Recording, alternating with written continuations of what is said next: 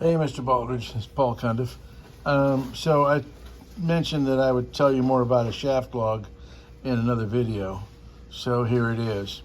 So this is what's called the shaft log. Your prop shaft goes through this, and then there's a packing gland that goes on this to keep the water out of your boat. Keep the outside of the lake outside of your boat and instead of inside your boat. So and this is actually a rudder shaft, but this is just to simulate the prop shaft coming through.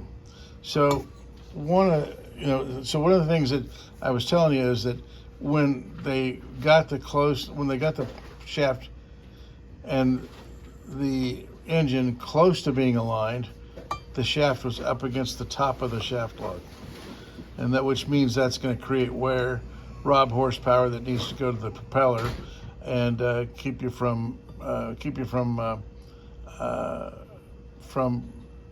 achieving the speeds that you could otherwise achieve. Also would cause a vibration. Also could cause shaft breakage, because if you've got it bent right here, then this is going to be like a paper clip in a really bad meeting. It's eventually going to work harden and break. Now, this particular shaft log has a notch in the bottom of it, which eventually let the outside of the boat into the inside of the boat. And so the same thing could happen. This happened when a engine mount failed, and the engine dropped down and was being supported in large part by the shaft log. And so it wore this groove that you see right here.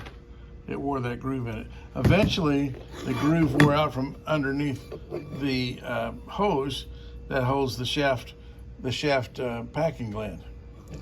So the same thing can occur if your shaft is held tightly against the top of your shaft log. The same kind of wear can occur. Instead of occurring down here at the bottom, it occurs up here at the top. So we're going to be checking that, make sure you haven't got an inordinate amount of wear there, and we'll have to bring that down. We're bringing the engine down to line up with the prop shaft when the prop shaft is in the center of the shaft log. That's what we're heading for. Thank you, sir.